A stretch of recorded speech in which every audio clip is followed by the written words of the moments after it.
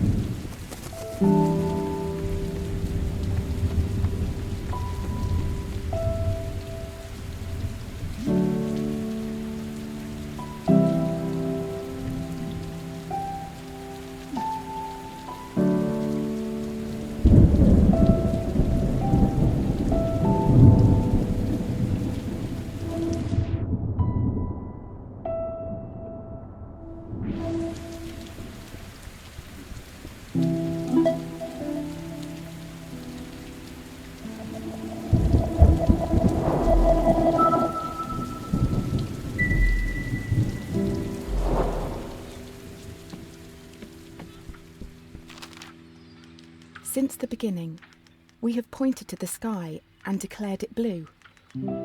It is this shared vision, this unquestioned understanding which connects us. But are you really seeing blue the same way I see it? Perhaps blue is nothing more than a shade of grey to you. Perhaps everyone in this world sees nothing but shades of grey. Don't you see, Hugh? This is why we're here.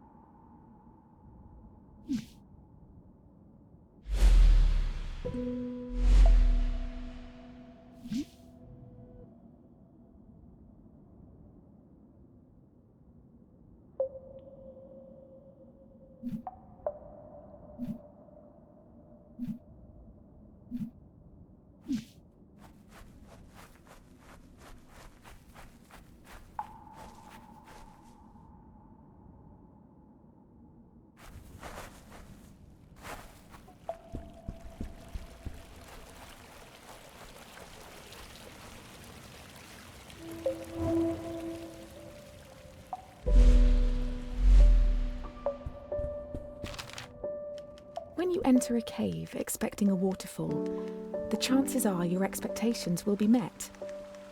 But if you discard those expectations, don't you think instead the cave will be full of surprises? I ask for you, Hugh, to abandon your expectations, to pull me back from the brink of unreality.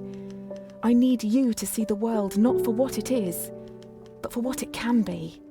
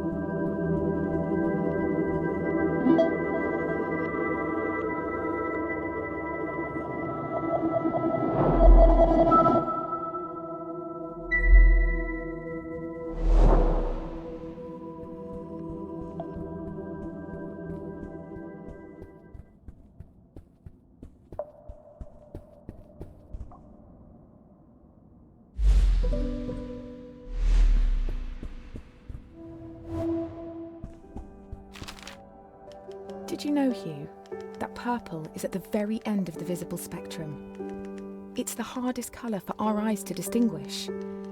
Now, imagine a shade one step further than purple, a colour beyond what we can actually perceive. We call these impossible colours.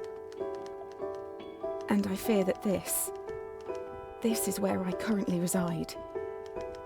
If reality is rooted in our perception, and you cannot perceive me, do I even exist to you? I'm sure that I do. I mean, you're reading this letter, or at least I hope you are. I'm sorry, but existing in this strange state of impermanence does funny things to you, Hugh. It makes you question what is real.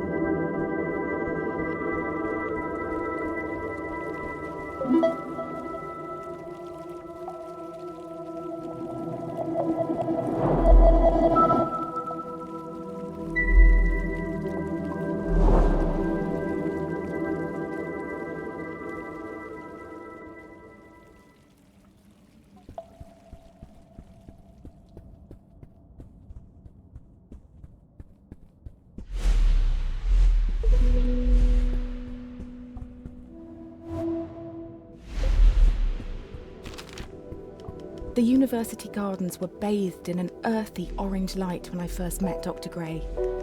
Summer had come and gone, and a cold autumnal crispness had caught me off guard. I sat on the grass, surrounded by my books and papers, when a cool breeze threatened to blow my notes across the lawn. A page escaped my reach and took flight. A man not much older than myself chased after it, catching it on his third or fourth attempt. I remember his gentle smile when he returned it. He started talking, and I was surprised that he had read my work in the university journal. He said he was a professor and that he hoped we could work together someday. It's funny, Hugh, how something so small can change so much.